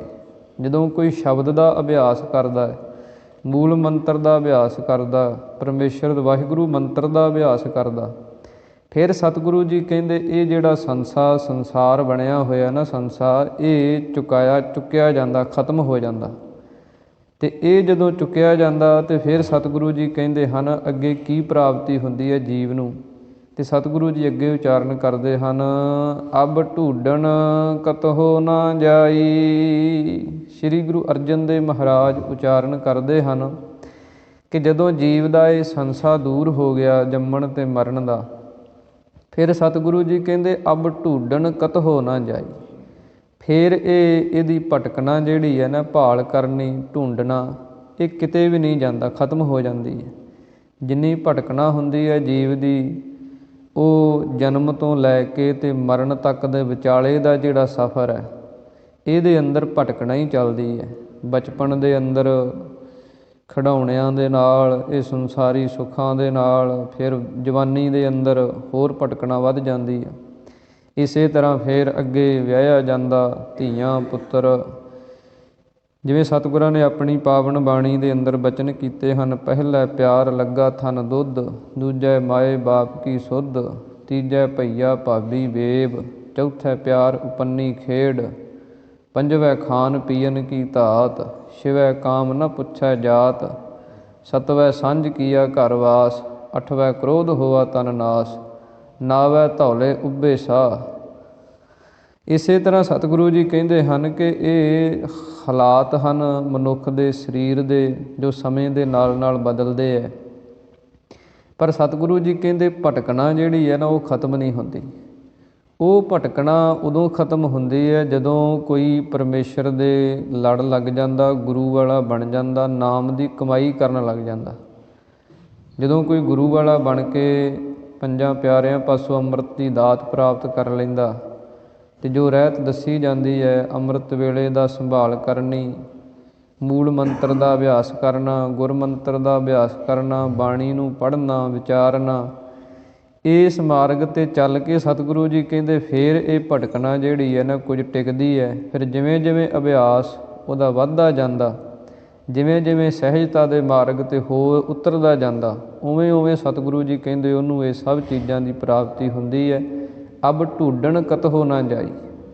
ਜਿਵੇਂ ਸਤਿਗੁਰਾਂ ਦੇ ਪਾਵਨ ਬਚਨ ਹਨ, ਬਾਹਰ ਢੂੰਡਣ ਤੇ ਛੂਟ ਪਰੇ ਗੁਰ ਘਰ ਹੀ ਮਾਹੇ ਦਿਖਾਇਆ ਥਾ, ਕਿ ਘਰ ਦੇ ਅੰਦਰ ਹੀ ਆਪਣੇ ਹਿਰਦੇ ਦੇ ਅੰਦਰ ਹੀ ਉਹ ਪਰਮੇਸ਼ਰ ਵਾਹਿਗੁਰੂ ਜਿਹੜਾ ਨਾ ਉਹ ਸਤਿਗੁਰਾਂ ਨੇ ਦਿਖਾ ਦਿੱਤਾ, ਜਿਹਦੇ ਕਰਕੇ ਜਿਹੜੀ ਬਾਹਰ ਦੀ ਭਾਲ ਸੀ, ਜਿਵੇਂ ਕੋਈ ਪੁਰਾਣੇ ਸਮੇਂ ਦੇ ਅੰਦਰ ਰਿਸ਼ੀ ਮੁਨੀ ਕੋਈ ਜੰਗਲਾਂ ਨੂੰ ਜਾਂਦਾ, ਕੋਈ ਪਹਾੜਾਂ ਨੂੰ ਜਾਂਦਾ, ਕੋਈ ਤੀਰਥਾਂ ਨੂੰ ਜਾਂਦਾ, ਕੋਈ ਕਿਤੇ ਜਾਂਦਾ, ਅਤੇ ਸਤਿਗੁਰਾਂ ਨੇ ਉਪਦੇਸ਼ ਬਖਸ਼ਿਸ਼ ਕੀਤਾ ਘਰ ਦੇ ਵਿੱਚ ਹੀ ਰਹਿ ਕੇ, ਗ੍ਰਸਥ ਧਰਮ ਦੇ ਵਿੱਚ ਹੀ ਰਹਿ ਕੇ, ਸਭ ਕੁਝ ਕਰਦਿਆਂ ਹੁੰਦਿਆਂ ਇਸ ਸਮਾਜ ਦੇ ਵਿੱਚ ਵਿਚਰਦਿਆਂ ਹੋਇਆਂ ਪਰਮੇਸ਼ਰ ਦੀ ਭਗਤੀ ਕਰਨੀ ਹੈ। ਕਿਉਂਕਿ ਭਗਤੀ ਮਨ ਨੂੰ ਸਾਧਨ ਵਾਸਤੇ ਕਰਨੀ ਹੈ। ਮਨ ਨੂੰ ਜਿਹੜੇ ਮਨ ਦੇ ਔਗਣ ਹਨ, ਵਿਕਾਰ ਹਨ, ਉਹ ਲਾਉਣੇ ਹਨ। ਮਨ ਨੂੰ ਨਿਰਮਲ ਅਤੇ ਉਜਲ ਕਰਨਾ ਹੈ। ਇਸ ਕਰਕੇ ਸਤਿਗੁਰੂ ਜੀ ਕਹਿੰਦੇ ਜਿਨ੍ਹਾਂ ਉੱਤੇ ਇਹ ਕਿਰਪਾ ਹੋ ਗਈ, ਅਬ ਢੂੰਡਣ ਕਤਹੁ ਨਾ ਜਾਈ, ਉਹਨਾਂ ਦੀ ਭਟਕਣਾ ਜਿਹੜੀ ਉਹ ਖਤਮ ਹੋ ਗਈ। ਗੋਬਿੰਦ ਭੇਟੇ ਗੁਰ ਗੋਸਾਈ। ਸਤਿਗੁਰੂ ਜੀ ਕਹਿੰਦੇ ਜਿਹੜੇ ਗੁਰੂ ਦੇ ਨਾਲ ਮਿਲ ਜਾਂਦੇ ਹੈ, ਜਿਨ੍ਹਾਂ ਨੂੰ ਪੂਰੇ ਗੁਰੂ ਦੀ ਪ੍ਰਾਪਤੀ ਹੁੰਦੀ ਹੈ, ਉਹਨਾਂ ਗੁਰੂ ਦੁਆਰਾ ਹੀ ਗੋਬਿੰਦ ਜੋ ਇਸ ਧਰਤੀ ਦੀ, ਗੋ ਨਾਮ ਹੁੰਦਾ ਧਰਤੀ ਦਾ, ਬਿੰਦ ਨਾਮ ਹੁੰਦਾ ਪਾਲਣਾ ਕਰਨ ਦਾ, ਜਿਹੜਾ ਇਹ ਸਾਰੀ ਧਰਤੀ ਦੀ ਪਾਲਣਾ ਕਰਦਾ ਉਹ ਗੋਬਿੰਦ ਪਰਮੇਸ਼ਰ ਵਾਹਿਗੁਰੂ ਹੈ।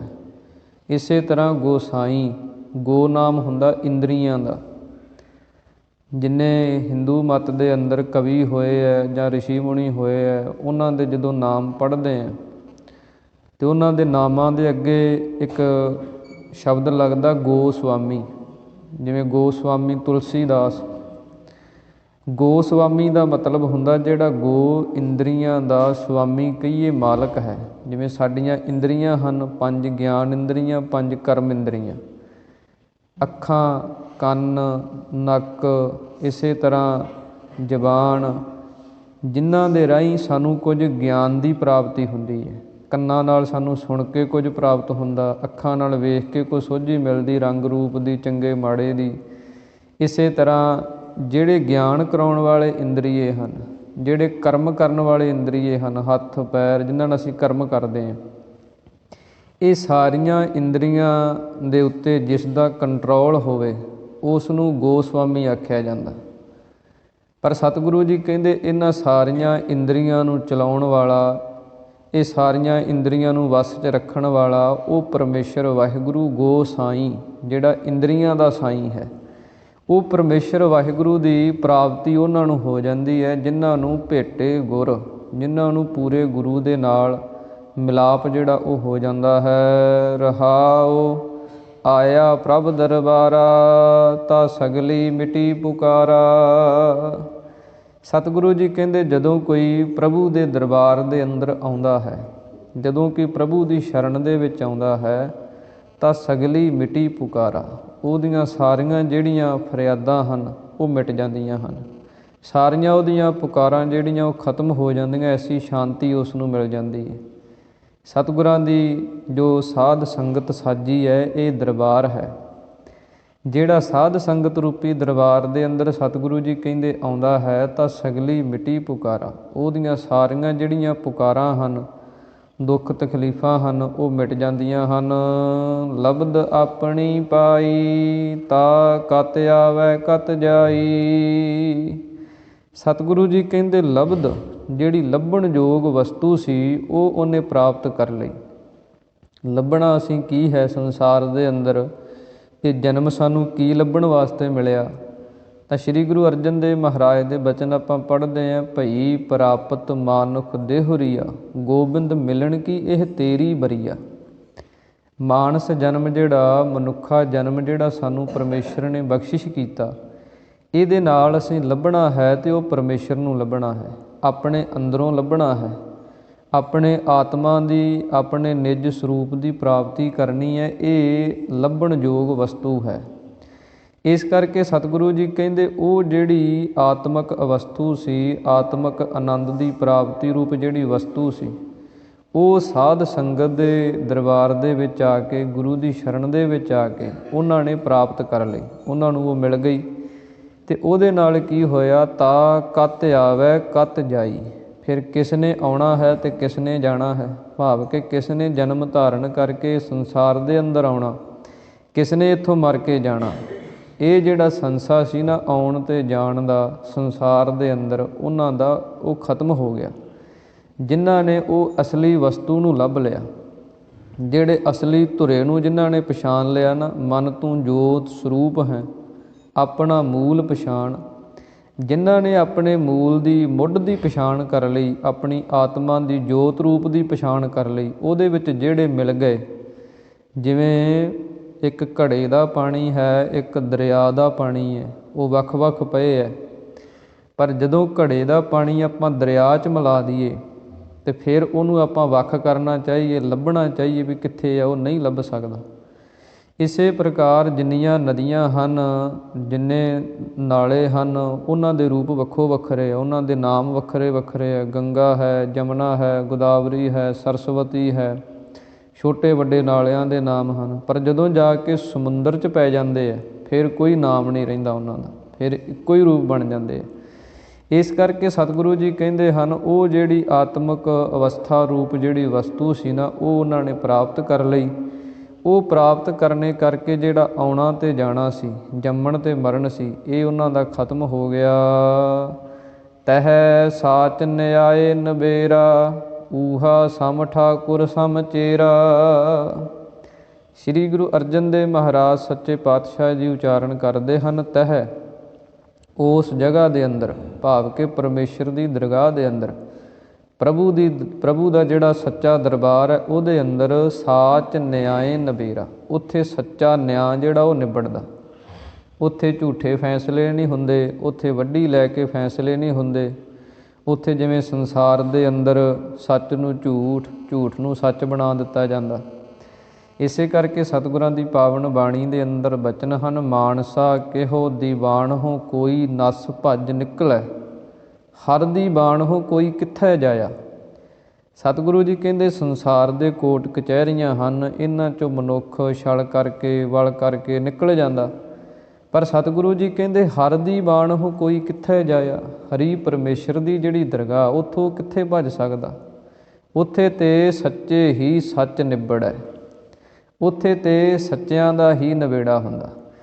ਇਸ ਕਰਕੇ ਸਤਿਗੁਰੂ ਜੀ ਕਹਿੰਦੇ ਹਨ, ਤਹ ਸਾਚ ਨਿਆਏ ਨਬੇਰਾ, ਕਿਉਂਕਿ ਪਰਮੇਸ਼ਰ ਵਾਹਿਗੁਰੂ ਨੂੰ ਸੱਚਾ ਸਾਹਿਬ ਇਸੇ ਕਰਕੇ ਆਖਿਆ ਜਾਂਦਾ, ਉਹਦਾ ਨਿਆਂ ਸੱਚਾ ਹੈ, ਉਹ ਪੂਰਾ ਸੱਚਾ ਅਤੇ ਪੂਰਾ ਨਿਆਂ ਕਰਦਾ। ਇਸ ਕਰਕੇ ਸਤਿਗੁਰੂ ਜੀ ਕਹਿੰਦੇ ਉਹ ਪ੍ਰਭੂ ਦੇ ਦਰਬਾਰ ਦੇ ਅੰਦਰ ਜਿਨ੍ਹਾਂ ਨੇ ਉਹ ਵਸਤੂ ਪਛਾਣ ਲਈ ਹੈ, ਉਹ ਸੱਚੇ ਮੰਨੇ ਜਾਂਦੇ ਆ, ਉਹਨਾਂ ਦਾ ਨਬੇੜਾ, ਉਹਨਾਂ ਦਾ ਨਿਆਂ ਜਿਹੜਾ ਸੱਚਾ ਹੁੰਦਾ ਹੈ। ਊਹਾਂ ਸਮ ਠਾਕੁਰ ਸਮ ਚੇਰਾ, ਉਸ ਪ੍ਰਭੂ ਦੇ ਦਰਬਾਰ ਦੇ ਅੰਦਰ ਸਤਿਗੁਰੂ ਜੀ ਕਹਿੰਦੇ ਕੀ ਠਾਕੁਰ ਹੈ ਅਤੇ ਕੀ ਚੇਲਾ ਹੈ, ਇੱਕੋ ਰੂਪ ਬਣ ਜਾਂਦੇ ਆ। ਉੱਥੇ ਪਰਮੇਸ਼ਰ ਦੇ ਵਿੱਚ ਅਤੇ ਜੀਵ ਦੇ ਅੰਦਰ ਕੋਈ ਭੇਦ ਨਹੀਂ ਰਹਿੰਦਾ, ਦੋਵੇਂ ਇੱਕ ਰੂਪ ਹੋ ਜਾਂਦੇ ਆ। ਜਿਵੇਂ ਆਪਾਂ ਪਾਣੀ ਦੀ ਉਦਾਹਰਨ ਵੇਖੀਏ ਨਾ, ਇੱਦਾਂ ਅੰਬੈ ਛੇਤੀ ਅੰਬ ਰਲਿਆ, ਜਿਵੇਂ ਪਾਣੀ 'ਚ ਪਾਣੀ ਰਲ ਜਾਂਦਾ। ਜਿਵੇਂ ਸ਼੍ਰੀ ਗੁਰੂ ਤੇਗ ਬਹਾਦਰ ਮਹਾਰਾਜ ਸੱਚੇ ਪਾਤਸ਼ਾਹ ਜੀ ਦੇ ਬਚਨ ਹਨ ਕਿ ਉਹ ਇੱਦਾਂ ਲੀਨ ਹੋ ਜਾਂਦੇ ਆ, ਜਿਵੇਂ ਪਾਣੀ ਦੇ ਵਿੱਚ ਪਾਣੀ ਮਿਲ ਜਾਂਦਾ। ਇਸੇ ਤਰ੍ਹਾਂ ਸਤਿਗੁਰਾਂ ਦੀ ਪਾਵਨ ਬਾਣੀ ਦੇ ਬਚਨ ਹਨ, ਜੋਤੀ ਜੋਤ ਰਲੀ ਸੰਪੂਰਨ ਥੀਆ ਰਾਮ, ਜੋਤ ਦੇ ਅੰਦਰ ਜੋਤ ਲੀਨ ਹੋ ਗਈ। ਇਸ ਕਰਕੇ ਸਤਿਗੁਰੂ ਜੀ ਕਹਿੰਦੇ ਜਿਨ੍ਹਾਂ ਨੇ ਉਸ ਜੋਤ ਨੂੰ ਇਸ ਸਰੀਰ ਦੇ ਵਿੱਚ ਰਹਿੰਦਿਆਂ ਹੋਇਆਂ ਪਛਾਣ ਲਿਆ, ਉਹੀ ਜੋਤ ਲੀਨ ਹੁੰਦੀ ਹੈ। ਅਤੇ ਜਿੰਨਾ ਚਿਰ ਅਸੀਂ ਉਸ ਜੋਤ ਦੀ ਪਛਾਣ ਨਹੀਂ ਕਰਦੇ ਭਗਤੀ ਦੁਆਰਾ, ਨਾਮ ਦੁਆਰਾ, ਉਨਾ ਚਿਰ ਫਿਰ ਇਹ ਸਰੀਰ ਸਾਨੂੰ ਮਿਲਦੇ ਰਹਿੰਦੇ। ਉੱਥੇ ਫਿਰ ਸਤਿਗੁਰੂ ਜੀ ਕਹਿੰਦੇ ਸਮਾਨ ਠਾਕੁਰ ਅਤੇ ਸਮਾਨ ਚੇਲਾ ਇੱਕੋ ਰੂਪ ਬਣ ਜਾਂਦੇ ਹਨ। ਅੰਤਰਜਾਮੀ ਜਾਣੈ ਬਿਨ ਬੋਲਤ ਆਪ ਪਛਾਨੈ। ਸਤਿਗੁਰੂ ਜੀ ਕਹਿੰਦੇ ਉਹ ਅੰਤਰਜਾਮੀ ਪਰਮੇਸ਼ਰ ਵਾਹਿਗੁਰੂ ਜੋ ਅੰਦਰ ਦਾ ਪ੍ਰੇਰਕ ਹੈ, ਸਭ ਦੀਆਂ ਅੰਦਰ ਦੀਆਂ ਜਾਣਨ ਵਾਲਾ ਹੈ। ਬਿਨ ਬੋਲਤ ਆਪ ਪਛਾਨੈ, ਉਹ ਬਿਨਾਂ ਬੋਲਣ ਤੋਂ ਹੀ ਸਭ ਕੁਝ ਪਛਾਣ ਜਾਂਦਾ। ਕਈ ਵਾਰ ਇਨਸਾਨ ਇਹ ਸੋਚਦਾ ਕਿ ਜੇ ਆਪਾਂ ਗੁਰੂ ਦੇ ਅੱਗੇ ਜਾ ਕੇ ਕੁਝ ਨਾ ਬੋਲੀਏ, ਗੁਰੂ ਤੇ ਪਛਾਣਦਾ ਹੈ, ਫਿਰ ਅਰਦਾਸ ਕਿਉਂ ਕਰਦੇ ਹਾਂ ਆਪਾਂ? ਅਰਦਾਸ ਬੇਨਤੀ ਕੀਤੀ ਜਾਂਦੀ ਹੈ ਵੀ ਗੁਰੂ ਤੇ ਜਾਣਦਾ ਹੈ। ਪਰ ਇੱਥੇ ਭਾਵ ਸਤਿਗੁਰੂ ਜੀ ਇਹ ਦੱਸਣਾ ਚਾਹੁੰਦੇ ਹੈ ਕਿ ਜਿਵੇਂ ਮਨੁੱਖ ਦਾ ਸੁਭਾਅ ਹੁੰਦਾ ਕਿ ਉਹ ਆਪਣੇ ਉਹ ਗੱਲਾਂ, ਉਹ ਜਿਹੜੇ ਗੁਣ ਹਨ ਲੋਕਾਂ ਨੂੰ ਦੱਸਦਾ, ਪਰ ਜਿਹੜੇ ਉਸ ਨੇ ਮਾੜੇ ਕੀਤੇ ਹੁੰਦੇ ਨੇ ਉਹਨਾਂ ਨੂੰ ਛੁਪਾਉਂਦਾ, ਉਹਨਾਂ ਨੂੰ ਲੁਕੋ ਕੇ ਰੱਖਦਾ, ਉਹ ਨਹੀਂ ਕਿਸੇ ਕੋਲੇ ਦੱਸਦਾ। ਇੱਥੋਂ ਤੱਕ ਕਿ ਗੁਰੂ ਦੇ ਅੱਗੇ ਆ ਕੇ ਵੀ ਸੱਚਾਈ ਨਹੀਂ ਦੱਸਦਾ। ਇਹ ਉਹਨਾਂ ਵਾਸਤੇ ਸਤਿਗੁਰੂ ਜੀ ਕਹਿੰਦੇ ਹਨ ਕਿ ਜੇ ਤੇ ਅੰਦਰ ਇਹ ਭੁਲੇਖਾ ਹੈ ਵੀ ਮੈਂ ਆਪਣੇ ਮੁਖ ਤੋਂ ਕੁਝ ਨਹੀਂ ਬੋਲਦਾ ਅਤੇ ਕਿਸੇ ਨੂੰ ਪਤਾ ਨਹੀਂ ਲੱਗਦਾ ਮੇਰੇ ਬਾਰੇ, ਅਤੇ ਸਤਿਗੁਰੂ ਜੀ ਕਹਿੰਦੇ ਬਿਨ ਬੋਲਤ ਆਪ ਪਛਾਨੈ। ਤੇਰੇ ਬਿਨਾਂ ਬੋਲਣ ਤੋਂ ਹੀ ਉਹ ਤੇਰੇ ਅੰਦਰ ਜੋ ਕੁਝ ਤੂੰ ਛੁਪਾਉਣ ਦੀ ਕੋਸ਼ਿਸ਼ ਕਰਦਾ ਉਹ ਤੇ ਜਾਣਦਾ ਹੈ। ਅੱਗੋਂ ਦੇਖੈ ਪਿੱਛੋਂ ਦੇਖੈ ਤਿਸ ਤੇ ਕਿਆ ਛੁਪਾਈ। ਇਸ ਕਰਕੇ ਸਤਿਗੁਰੂ ਜੀ ਕਹਿੰਦੇ ਹਨ ਉਹ ਪਰਮੇਸ਼ਰ ਵਾਹਿਗੁਰੂ ਤੇਰੇ ਸਭ ਜੋ ਤੂੰ ਨਹੀਂ ਵੀ ਬੋਲਦਾ ਜਾਂ ਨਹੀਂ ਵੀ ਬੋਲਣਾ ਚਾਹੁੰਦਾ ਵੀ ਕਿਸੇ ਨੂੰ ਪਤਾ ਨਾ ਲੱਗੇ, ਉਹ ਵੀ ਤੇਰੀਆਂ ਗੱਲਾਂ ਨੂੰ ਉਹ ਜਾਣਦਾ ਹੈ। ਅਣ ਬੋਲੇ ਕੋ ਤੁਹੀਂ ਪਛਾਨੈ ਜੋ ਜੀਵਨ ਮੈਂ ਹੋਤਾ। ਜੋ ਜੀਵਾਂ ਦੇ ਅੰਦਰ ਚੱਲਦਾ ਹੈ ਸਾਡੇ, ਉਹਨੂੰ ਉਹ ਬਿਨਾਂ ਬੋਲਣ ਤੋਂ ਹੀ, ਭਾਵੇਂ ਅਸੀਂ ਨਹੀਂ ਕਹਿਣਾ ਚਾਹੁੰਦੇ ਪਰ ਫਿਰ ਵੀ ਉਹ ਸਮਝਦਾ ਹੈ। ਇਸ ਕਰਕੇ ਸਤਿਗੁਰੂ ਜੀ ਕਹਿੰਦੇ ਹਨ ਕਿ ਅੰਤਰਜਾਮੀ ਜਾਣੈ ਬਿਨ ਬੋਲਤ ਆਪ ਪਛਾਨੈ। ਇਸ ਕਰਕੇ ਸਤਿਗੁਰੂ ਜੀ ਕਹਿੰਦੇ ਉਹ ਅੰਦਰ ਦਾ ਪ੍ਰੇਰਕ ਹੈ, ਅੰਤਰਜਾਮੀ ਪਰਮੇਸ਼ਰ ਵਾਹਿਗੁਰੂ ਹੈ। ਉਹ ਤੇਰੇ ਬਿਨਾਂ ਬੋਲਣ ਤੋਂ ਹੀ, ਬਿਨ ਬੋਲੇ ਬਿਨ ਕਹਿਣ ਕਹਾਵਣ ਅੰਤਰਜਾਮੀ ਜਾਣੈ। ਉਹ ਤੇਰੀਆਂ ਅੰਦਰ ਦੀਆਂ ਸਾਰੀਆਂ ਗੱਲਾਂ ਬਾਤਾਂ ਨੂੰ, ਵਲ ਛਲ ਨੂੰ ਉਹ ਜਾਣਦਾ ਹੈ, ਬੁੱਝਦਾ ਹੈ। ਸਰਬ ਥਾਨ ਕੋ ਰਾਜਾ ਤਹਿ ਅਨਹਦ ਸ਼ਬਦ ਅਗਾਜਾ। ਸਤਿਗੁਰੂ ਜੀ ਕਹਿੰਦੇ ਸਾਰੀਆਂ ਥਾਵਾਂ ਦਾ ਉਹ ਪਰਮੇਸ਼ਰ ਵਾਹਿਗੁਰੂ ਰਾਜਾ ਰੂਪ ਹੈ। ਸਾਰੀਆਂ ਥਾਵਾਂ ਹੀ ਉਹਦੇ ਅਧੀਨ ਹਨ। ਸਰਬ ਥਾਨ, ਜਿੰਨੇ ਇਹ ਸਰੀਰਾਂ ਰੂਪੀ ਥਾਨ ਹਨ ਜਾਂ ਜਿੰਨੀ ਇਹ ਸ੍ਰਿਸ਼ਟੀ ਰੂਪੀ ਥਾਂ ਹੈ, ਇਹ ਸਭ ਦਾ ਰਾਜਾ ਜਿਹੜਾ ਹੈ ਨਾ ਉਹ ਪਰਮੇਸ਼ਰ ਵਾਹਿਗੁਰੂ ਹੈ। ਤਹਿ ਅਨਹਦ ਸ਼ਬਦ ਅਗਾਜਾ। ਅਤੇ ਜਿਹੜੇ ਉਸ ਪਰਮੇਸ਼ਰ ਦੇ ਨਾਲ ਮਿਲ ਜਾਂਦੇ ਆ ਉਹਨਾਂ ਦੇ ਅੰਦਰ ਫਿਰ ਸਤਿਗੁਰੂ ਜੀ ਕਹਿੰਦੇ ਅਨਹਦ, ਹੱਦ ਤੋਂ ਰਹਿਤ ਜਿਹੜੇ ਸ਼ਬਦ ਉਪਦੇਸ਼ ਦੇ ਵਾਜੇ ਹਨ ਉਹ ਅਗਾਜਾ ਕਹੀਏ ਪ੍ਰਗਟ ਹੋ ਜਾਂਦੇ ਆ ਉਹਨਾਂ ਦੇ ਅੰਦਰ। ਫਿਰ ਉਹ ਅਨਾਹਦ ਜਿਹੜੇ ਵਾਜੇ ਹੈ ਪਰਮੇਸ਼ਰ ਦੇ ਸ਼ਬਦ ਦੇ, ਨਾਮ ਦੇ, ਗੁਰਮੁਖ ਰੋਮ ਰੋਮ ਹਰ ਧਿਆਵੈ। ਇੱਕ ਦੂ ਜੀਭੋ ਲੱਖ ਹੋਹੇ ਲੱਖ ਹੋਵਹਿ ਲੱਖ ਵੀਸ। ਲੱਖ ਲੱਖ ਗੇੜਾ ਆਖੀਐ ਹੈ ਏਕ ਨਾਮ ਜਗਦੀਸ਼। ਉਹ ਫਿਰ ਰੋਮ ਰੋਮ ਦੇ ਨਾਲ, ਹਰ ਇੱਕ ਸਾਹ ਦੇ ਨਾਲ ਉਹ ਪਰਮੇਸ਼ਰ ਦੇ ਗੁਣਾਂ ਦੇ ਅੰਦਰ ਉਹ ਜਿਹੜੇ ਉਪਦੇਸ਼ ਦੇ ਸ਼ਬਦ ਦੇ ਵਾਜੇ ਹੈ ਉਹ ਉਹਨਾਂ ਦੇ ਅੰਦਰ ਪ੍ਰਗਟ ਹੋ ਜਾਂਦੇ ਹਨ। ਤਿਸ ਪਹਿ ਕਿਆ ਚਤੁਰਾਈ ਮਿਲ ਨਾਨਕ ਆਪ ਗਵਾਈ। ਸਤਿਗੁਰੂ ਜੀ ਕਹਿੰਦੇ ਉਹਦੇ ਅੱਗੇ, ਉਸ ਪਰਮੇਸ਼ਰ ਦੇ ਅੱਗੇ ਕੀ ਤੂੰ ਚਤੁਰਾਈਆਂ ਕਰਦਾ ਮਨੁੱਖ? ਤੇਰੀ ਕੋਈ ਚਤੁਰਾਈ ਨਹੀਂ ਚੱਲਦੀ। ਭਾਵੇਂ ਤੂੰ ਇਹ ਚਤੁਰਾਈ ਚਲਾਉਣੀ ਚਾਹਣਾ ਕਿ ਮੈਂ ਨਹੀਂ ਬੋਲਦਾ, ਮੇਰੇ ਅੰਦਰ ਜੋ ਕੁਛ ਹੈ ਕਿਸੇ ਨੂੰ ਨਹੀਂ ਪਤਾ, ਪਰ ਸਤਿਗੁਰੂ ਜੀ ਕਹਿੰਦੇ ਉਹ ਤੇਰਾ ਸਭ ਕੁਝ ਜਾਣਦਾ। ਇਸ ਕਰਕੇ ਉਹਦੇ ਨਾਲ ਇਹ ਚਤੁਰਾਈ ਜਿਹੜੀ ਹੈ ਨਾ, ਇਹ ਸਿਆਣਪ ਜਿਹੜੀ ਹੈ ਪੁੱਗਦੀ ਨਹੀਂ। ਜੇ ਉਸ ਪਰਮੇਸ਼ਰ ਦੇ ਨਾਲ ਮਿਲਣਾ ਚਾਹਣਾ ਹੈ ਅਤੇ ਇਹ ਚਤੁਰਾਈਆਂ ਨੂੰ ਛੱਡ ਕੇ, ਇਹ ਆਪਣੀ ਅਕਲ ਜਿਹੜੀ ਛੱਡ ਕੇ, ਮਿਲ ਨਾਨਕ ਆਪ ਗਵਾਈ। ਆਪਣੇ ਆਪੇ ਨੂੰ ਗਵਾ ਕੇ, ਆਪਣੀ ਹਸਤੀ ਜਿਹੜੀ ਹੈ ਨਾ ਇਹਨੂੰ ਮਿਟਾ ਕੇ, ਮੈਂ ਨੂੰ ਖਤਮ ਕਰਕੇ, ਹੰਕਾਰ ਨੂੰ ਖਤਮ ਕਰਕੇ, ਹਰੇਕ ਕੰਮ ਦੇ ਅੱਗੇ ਬੰਦਾ ਮੈਂ ਅਤੇ ਮੇਰਾ ਲਾਉਂਦਾ ਕਿ ਮੈਂ ਕੀਤਾ, ਇਹ ਮੇਰਾ ਹੈ। ਇਹਨੂੰ ਸਤਿਗੁਰੂ ਜੀ ਕਹਿੰਦੇ ਛੱਡ ਕੇ, ਆਪਣੇ ਆਪੇ ਨੂੰ ਗਵਾ ਕੇ, ਹੰਕਾਰ ਨੂੰ ਖਤਮ ਕਰਕੇ ਅਤੇ ਫਿਰ ਹੀ ਉਸ ਪਰਮੇਸ਼ਰ ਦੇ ਨਾਲ ਮਿਲਿਆ ਜਾ ਸਕਦਾ। ਇਸ ਕਰਕੇ ਉਹਦੇ ਨਾਲ ਚਤੁਰਾਈ ਨਾ ਚਤੁਰ ਭੁਜ ਪਾਈਐ। ਚਤੁਰਾਈਆਂ ਦੇ ਨਾਲ ਉਹ ਪਰਮੇਸ਼ਰ ਦੀ ਸਤਿਗੁਰੂ ਜੀ ਕਹਿੰਦੇ ਪ੍ਰਾਪਤੀ ਨਹੀਂ ਹੁੰਦੀ। ਸਹਿਸ ਸਿਆਣਪਾਂ ਲੱਖ ਹੋਹੇ ਤਾਂ ਇੱਕ ਨਾ ਚੱਲੈ ਨਾਲ। ਕੋਈ ਹਜ਼ਾਰਾਂ ਸਿਆਣਪਾਂ, ਹਜ਼ਾਰਾਂ ਬੰਦਿਆਂ ਦੀਆਂ ਹਜ਼ਾਰਾਂ ਸਿਆਣਪਾਂ ਹੋਣ, ਪਰ ਸਤਿਗੁਰੂ ਜੀ ਕਹਿੰਦੇ ਉਹ ਪਰਮੇਸ਼ਰ ਦੇ ਅੱਗੇ ਇੱਕ ਵੀ ਨਹੀਂ ਚੱਲਦੀ। ਇਸ ਕਰਕੇ ਸਤਿਗੁਰਾਂ ਦੀ ਪਾਵਨ ਬਾਣੀ ਦੇ ਬਚਨ ਹਨ ਕਿ ਸਤਿਗੁਰੂ ਜੀ ਬਚਨ ਕਰਦੇ ਹਨ, ਗੁਰ ਕੀ ਮੱਤ ਤੂੰ ਲੇਹ ਇਆਨੇ, ਭਗਤ ਬਿਨਾ ਬਹੁ ਡੂਬੇ ਸਿਆਨੇ।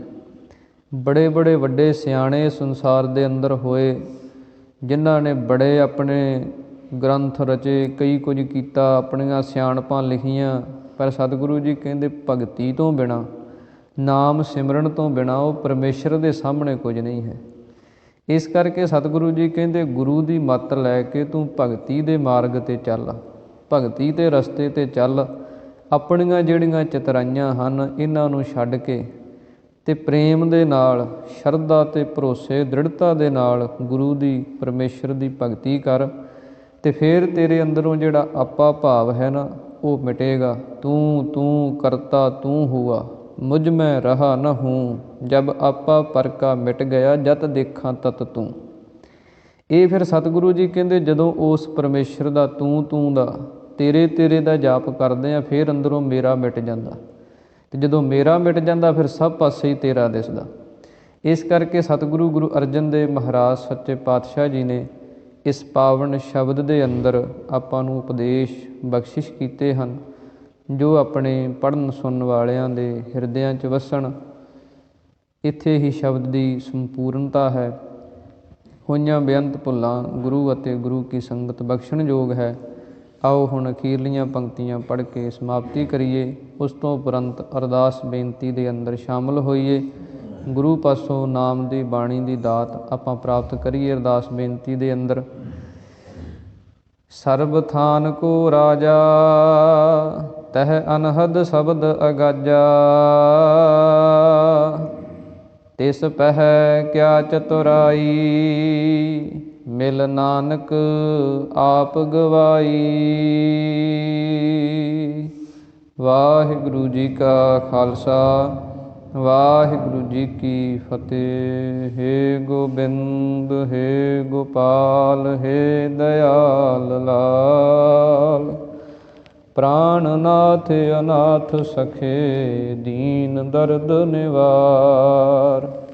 ਹੇ ਸਮਰੱਥ ਅਗਮ ਪੂਰਨ, ਮੋਹਿ ਮਇਆ ਧਾਰ।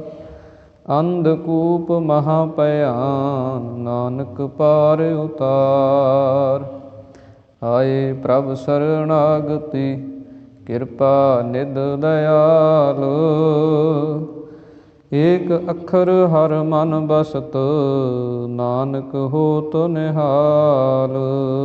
ਜਲ ਥਲ ਮਹੀਅਲ ਪੂਰਿਆ, ਸੁਆਮੀ ਸਿਰਜਣਹਾਰ।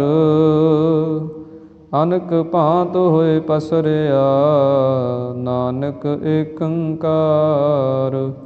ਵਾਹਿਗੁਰੂ ਨਾਮ ਜਹਾਜ ਹੈ, ਚੜ੍ਹੇ ਸੋਤਰੇ ਪਾਰ। ਜੋ ਸ਼ਰਧਾ ਕਰ ਸੇਵੰਦੇ, ਗੁਰੂ ਪਾਰ ਉਤਾਰਨਹਾਰ। ਜੋ ਸ਼ਰਧਾ ਕਰ ਸੇਵੰਦੇ, ਗੁਰੂ ਪਾਰ ਉਤਾਰਨਹਾਰ। ਤੂੰ ਠਾਕੁਰ